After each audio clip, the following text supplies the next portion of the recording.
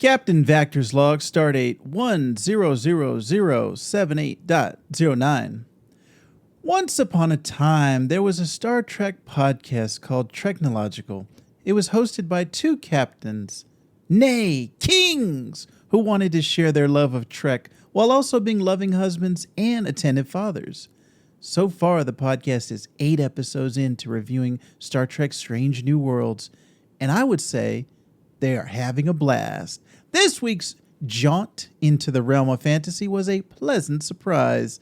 Thou art in for a treat as we leave Castle Vactor and Castle Shoff to search for our happily ever after in the stars.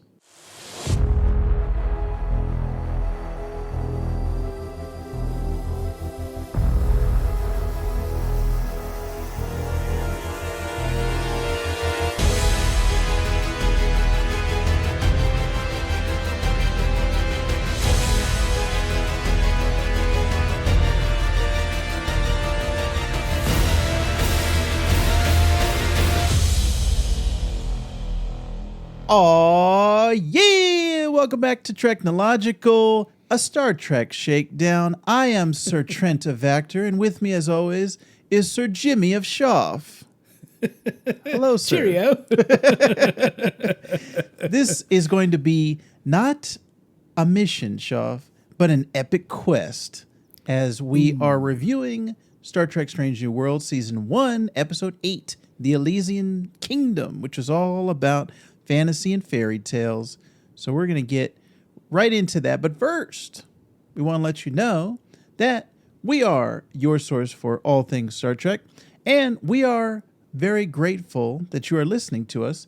And we would very much like if you would leave us a wonderful 5-star review on Apple Podcasts or Spotify, like our friend Gutney13, who left us a 5-star review in April. And that's awesome.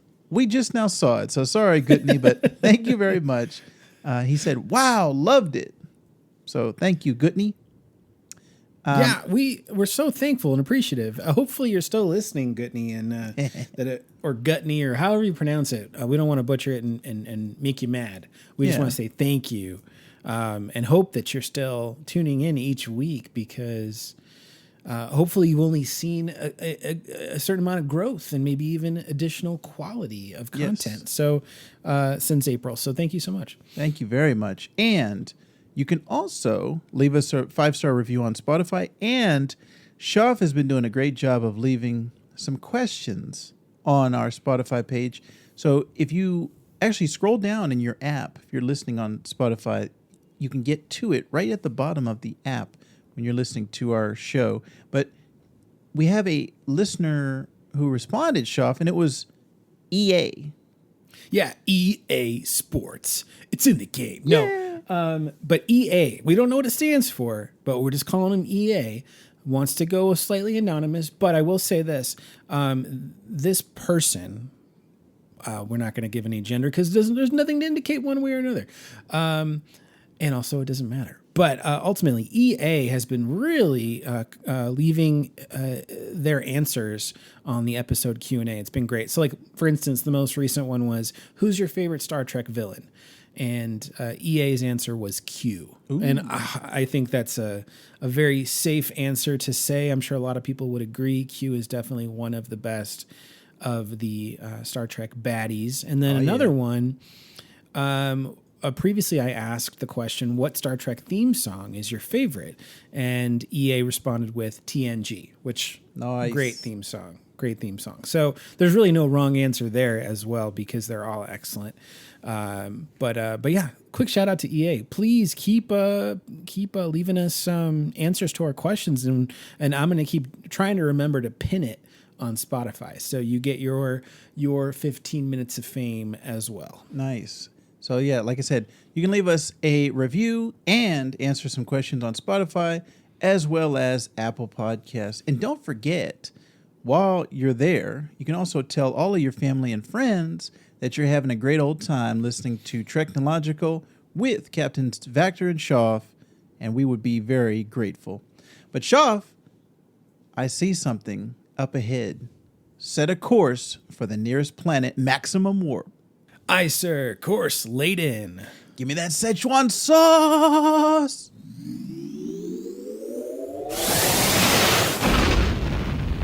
All right, Captain Shaw, pause your Fortnite game and meet me in the transporter room where we'll beam down to the planet's surface in search for some Trek news. Aye, sir. Hold on. Just got to get that VR. Oh, yep. Nope. I just got headshotted. Okay. All right. On my way. 2 kings to beam down. All right, let's scan the planet's surface for any sign of Trek news. I found some Trek news, Captain Vactor. Oh, yeah. What kinds of stories did you find, Captain Shaw? Okay, so the Ready Room was visited by Babs Olusanmakun. Yeah. He plays Mbenga. So let's call him Mbenga. And Melissa Navia, who plays Ortegas. Yeah. So they visited the Ready Room hosted by Will Wheaton. And it was a great interview. So definitely check out the Ready Room for that. Also, over the weekend, Paramount Plus quietly upgraded their streaming version of Star Trek First Contact, my personal favorite of the Star Trek movies, to the new 4K scan with Dolby Vision HDR. Ooh-wee. So that's exciting. Now, you're going to want to watch this soon because it's only going to be on Paramount Plus until the end of July, at which point it's going to probably shift to some other streaming service just due to some kind of licensing deal. But intel from industry sources says that the title is likely to arrive on a physical 4K Ultra HD next year, coinciding with the final season of Star Trek Picard on Paramount Plus. Nice. So that's pretty cool. Very We're nice. also expecting to get Star Trek V, Star Trek VI, Star Trek the Motion Picture Director's Edition on a physical 4K UHD and remastered Blu-ray in September. No official announcement, but we should hear something soon. Nice. Also, for those that play Star Trek Online, there is a new expansion called Stormfall that is now live on PS4. So it's launching on consoles. And then on June 30th, which is coming up in about 5 days, there's a Lunat festival in-game. So you'll want to check out that. Also, Star Trek's Space Scoundrels have been ranked for your pleasure. And also some information about Deep Space Nine's finale and how it added depth to the franchise. How The Final Frontier made me a nicer kid and a better person. And also, if you need some more information about Cybok, there is some Strange New Worlds 101 with Cybok featured on that. So, lots to enjoy. Okay, thank you very much, Captain Shaw. Transmit those news articles to our show notes for our listeners. Now, let's continue our weekly mission with our episode discussion. And to start off, we always got to throw up a red alert because we're going to be talking spoilers for Season 1, Episode 8, The Elysian Kingdom. Synopsis for this episode: the USS Enterprise becomes stuck in a nebula that is home to an alien consciousness that traps the crew in a fairy tale. Now, this aired June 23rd, 2022. I wanted to tell Shoff I found this little piece of Trek trivia. This is the 8th episode of Strange New Worlds, like I said, but this is the 851st overall episode of Trek. So, Oh my gosh. I found that interesting. Also, the in-universe stardate 2341.6, that is in our time, Shoff, 2259. So, Interesting. as I said, this is a fairy tale, and I thought, Shoff, this was a perfect. This is like a throwback to TNG. Like, this is the type of Picard episode that you would find where he's doing Shakespeare in the holodeck or something like that, and it's just a fun excuse for the cast to get dressed up, go to a different place, and still have an allegory and still have like a nice story. So I really enjoyed this. I don't think we talked off microphone about this yet. Actually, you did. You texted me and you said, yeah, just briefly, just after I'd seen it, I was like, this episode is, I want to say, I think I said it was bonkers, but in a great way. Yes. Yeah. There was just a lot to enjoy. And I took a bunch of notes. So, I'm excited to talk about it. I very much enjoyed it. Like I said, this is kind of like a storybook episode, and that's what the cast referred to it as on the ready room. They were like, "This is the storybook episode." I loved it. Seeing all the cast dressed up in their, they're the knights and the kings and the queens and all of those things, the wizards, all of that stuff was really fun. And I had a blast with this episode, Shoff. I was laughing, especially at Anson Mount's Pike at his Oh my gosh. sniveling. I have notes about that. Okay, so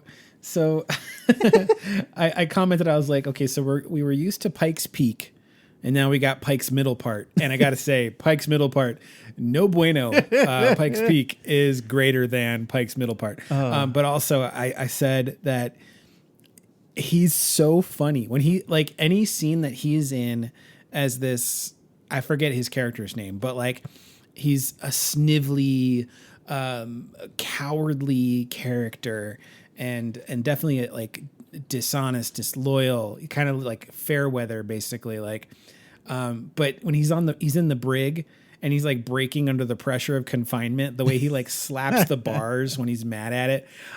There were so many times when I just like laughed out loud in this episode.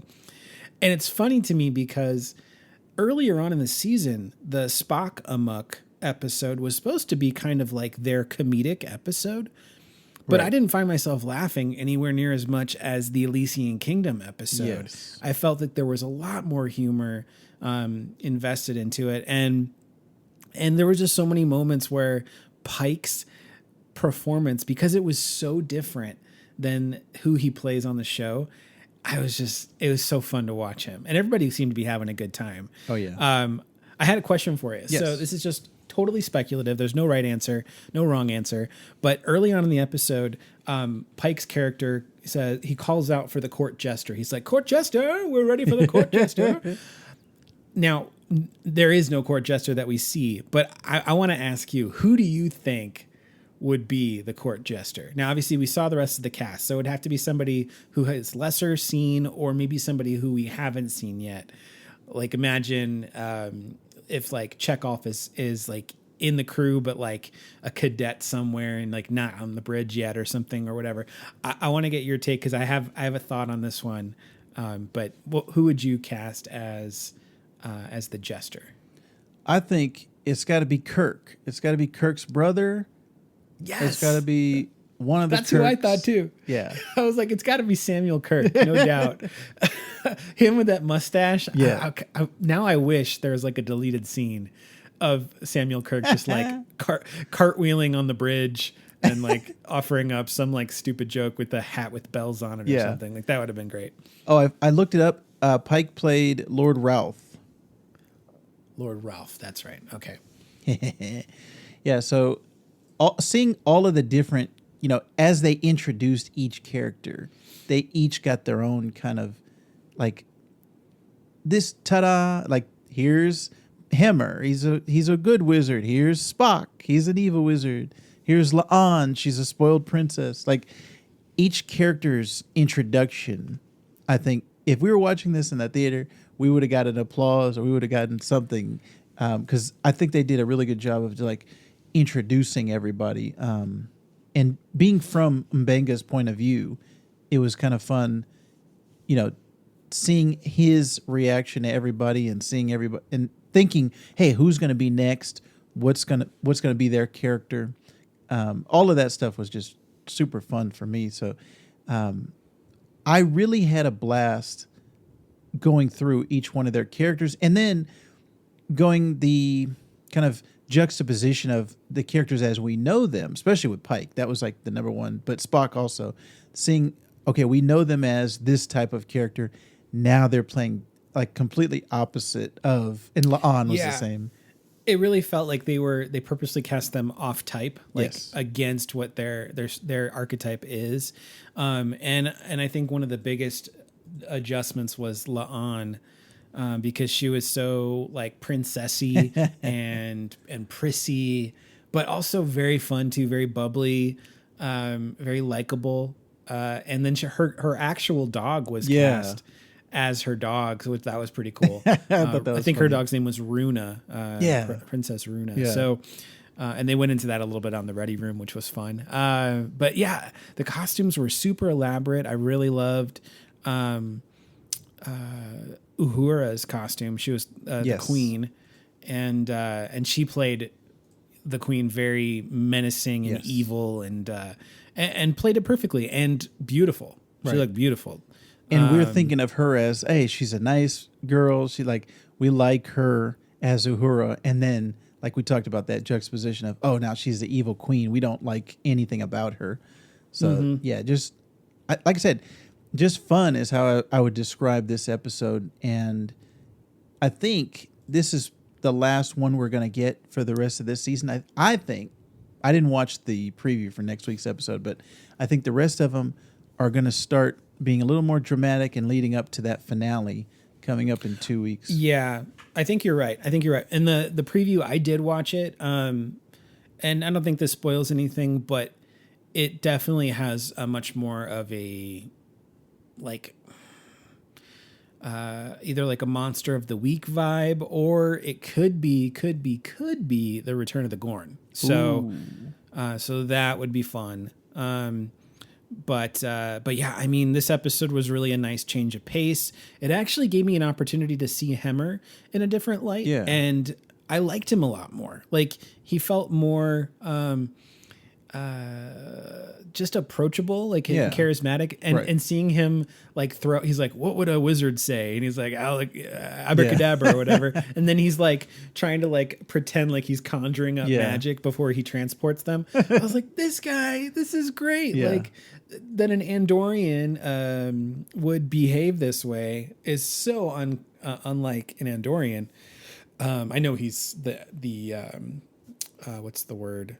Albino version of Andorians, the Aeneans, but I mean, he's been very kind of gruff and curt and to the point, and now we get to see this other side of him, and it's great. So I loved it. I got to say, even though number one has been really wooden throughout the rest of the episodes of the season, I feel she was still wooden in this episode, and she was playing a totally different character. Now, granted, she was like an archer. It seemed like she had some kind of a romantic involvement with Ortegas's knight character. Right. But other than that dynamic, she just seemed just as wooden. And now I'm kind of just thinking that it really just comes down to the actress. Yeah. I hate to say it, but I kind of feel like we've seen two distinct characters that she kind of just played the same. And I mean, I guess I could blame the director for not trying to get something else out of her. Right. But it kind of just seems like a limitation of Rebecca Romijn's acting abilities. And I hate to say that about an actress or actor, but that's what I'm getting. And I really hate to poo-poo it, but she, in amongst the rest of the cast, really stands out, in a not so good way, because everyone else is super strong in their parts. Yeah. And I guess, at this point in the season, I'm kind of used to it. Like number one is clearly to me, the weakest link in the cast. And that's not, necessarily to talk bad about her, but it's just, I'm enjoying everyone else's character more than hers. So hopefully season 2 maybe she'll pick up some, because it's interesting that they took that character from that, the unaired pilot, and we didn't know anything about her. So Rebecca Romijn kind of had a blank slate to just kind of write her own character and put her own stamp on it. But so far, I just haven't seen too much from her. Yeah, and knowing that she played Mystique in the X-Men movies, and Mystique had a lot more, personality. Now, granted, Mystique was just sort of like a sex symbol of sorts, like leaned into that pretty heavily. But I mean, looking at that and looking at number one, those are pretty extremely varied performances. So she's got the range. I just don't know why she doesn't bring it. So it's definitely a character choice that she's sticking to, and I just don't like it. So I was really impressed with the fight skills of the girl playing Ortegas. Oh, yeah.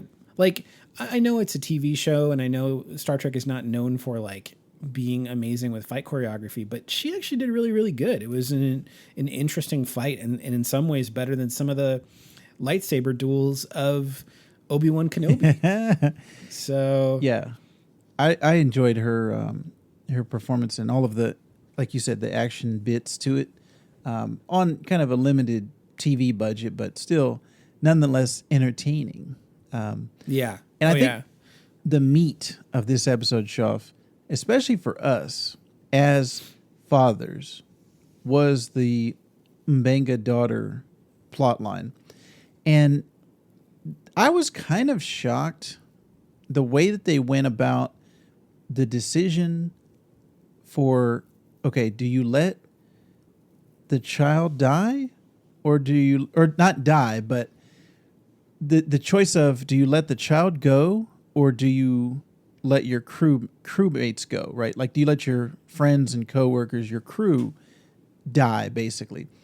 And the way that they went with the, okay, let the child go, and in the ready room they kind of phrased it as, oh, it's just like, letting them fly away, letting them go off to college or whatever.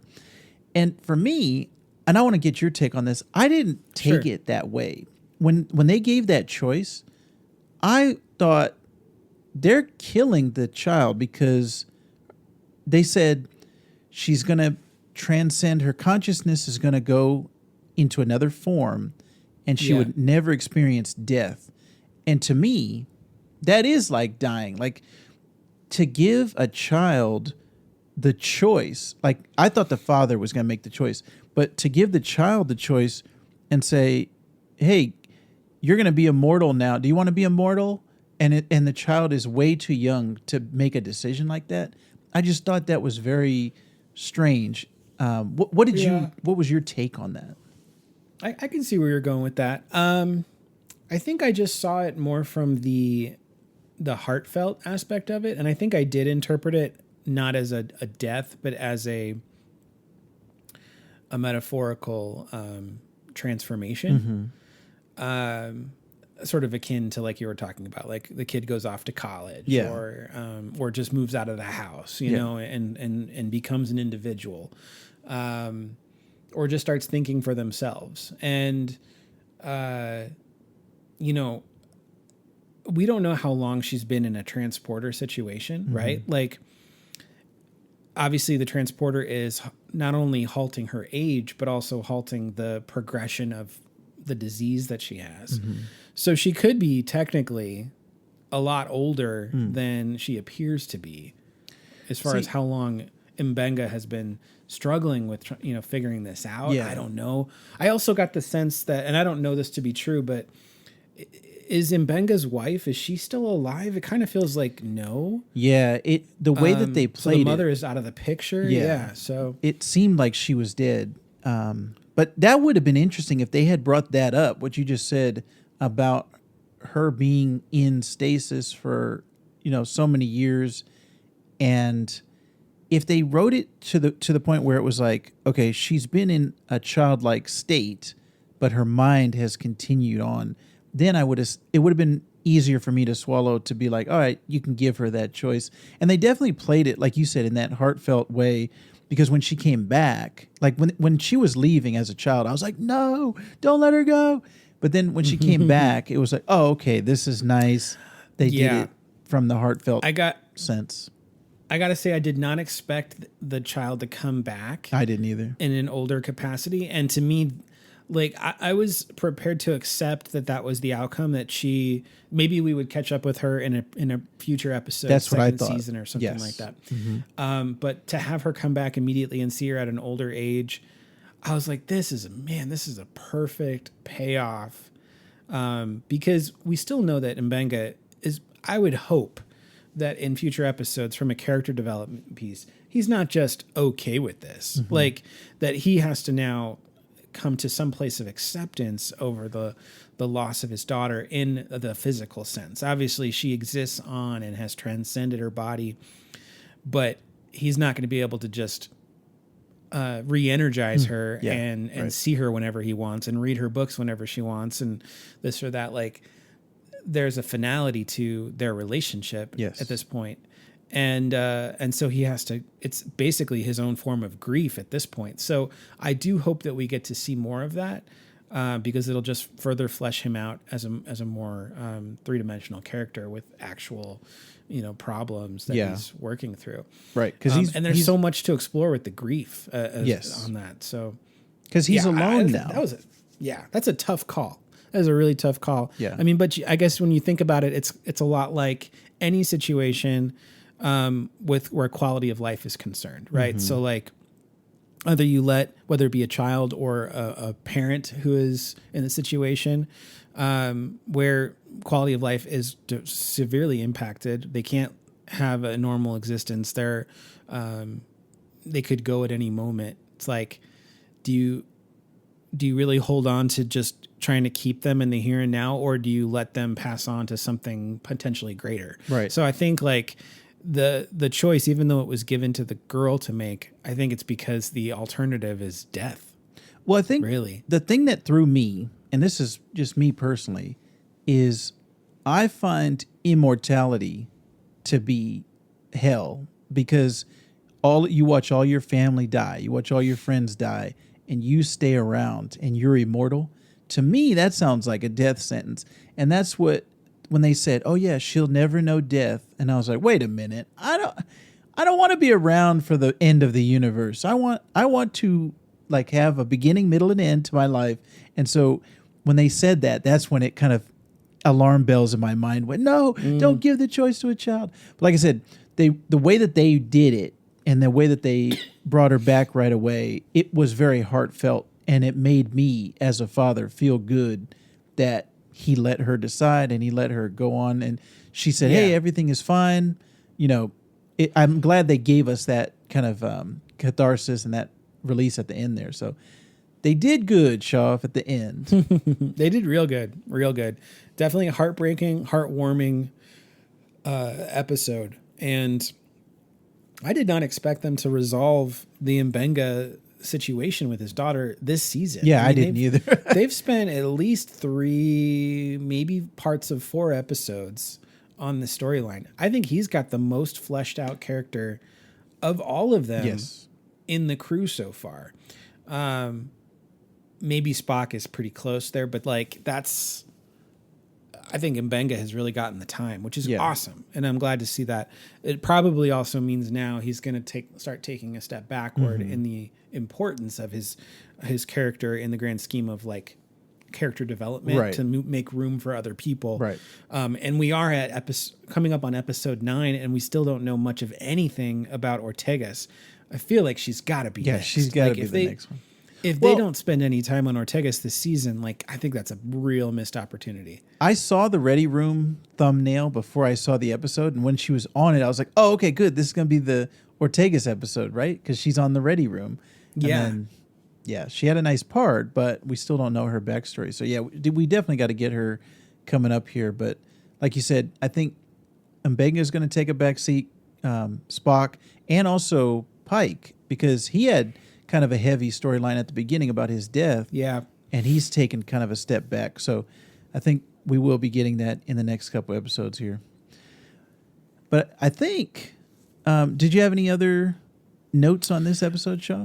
Not about the episode, the Ready Room, after watching it, a couple quick highlights. I would say we are going to get more storylines involving Mbenga, but also involving Klingons. Yes. Which is interesting because when you take into account what the Klingons looked like in Discovery,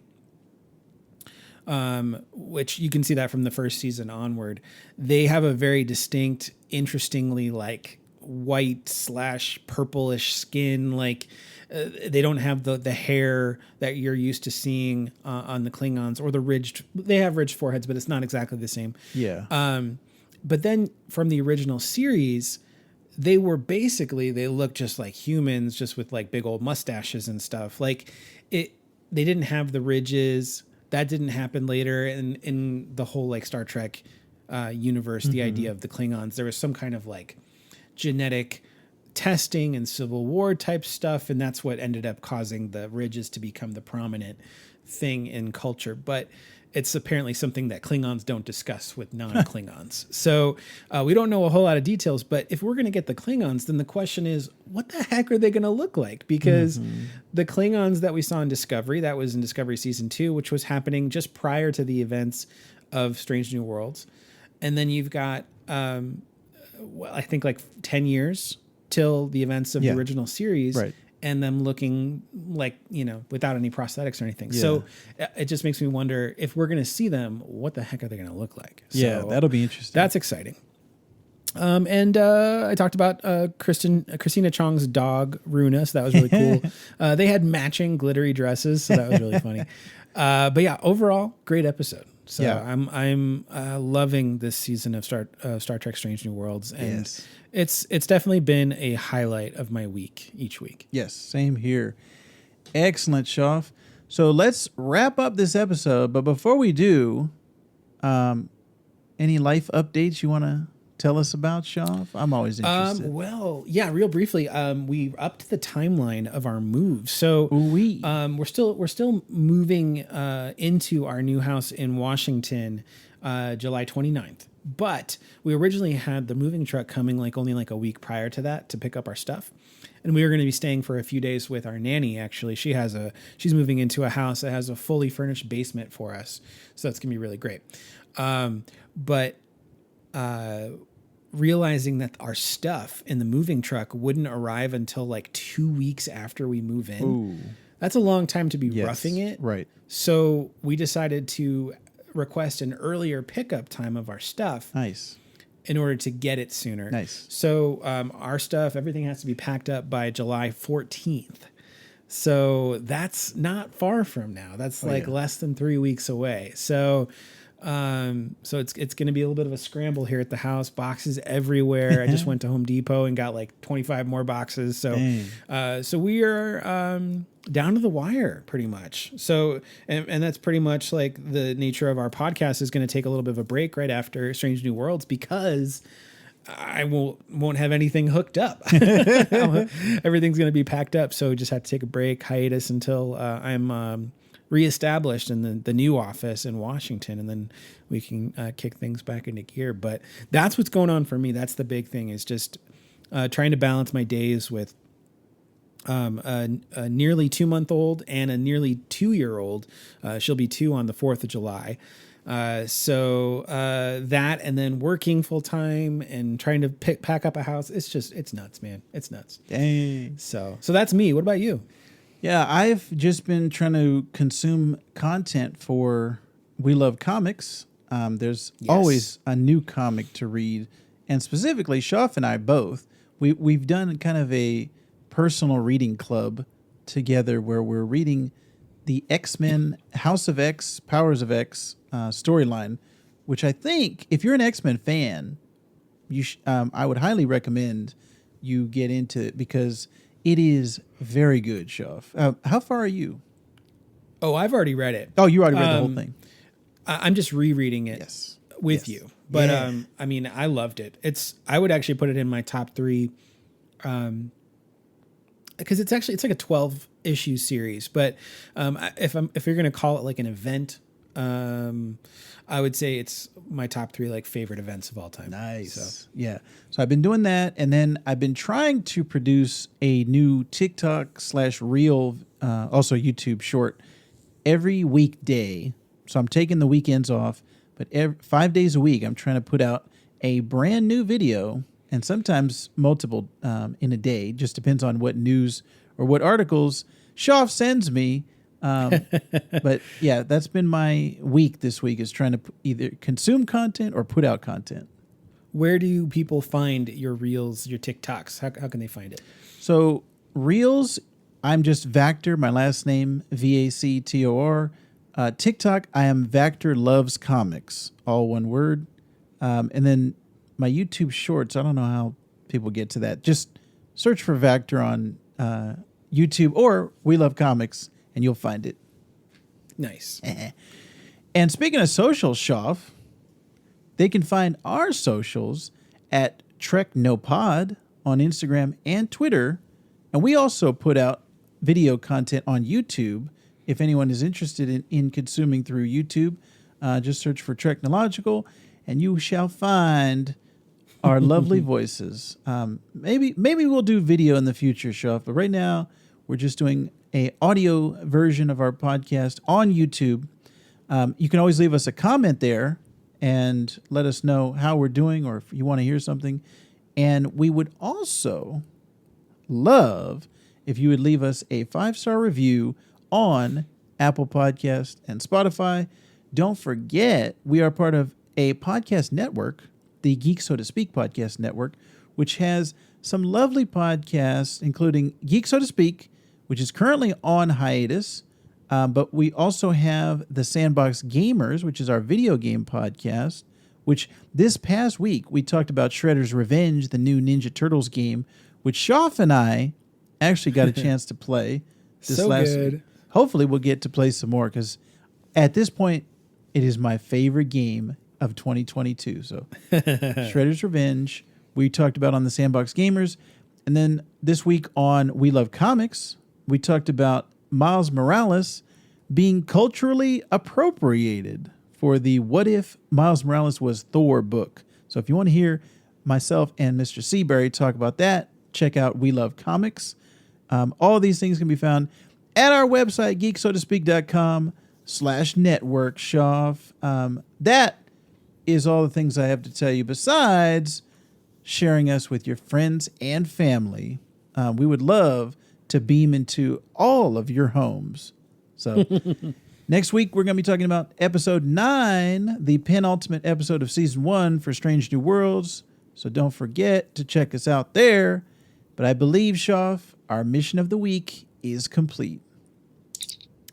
Vactor and Shoff here, 2 to beam up. Live long and prosper. And some out for president.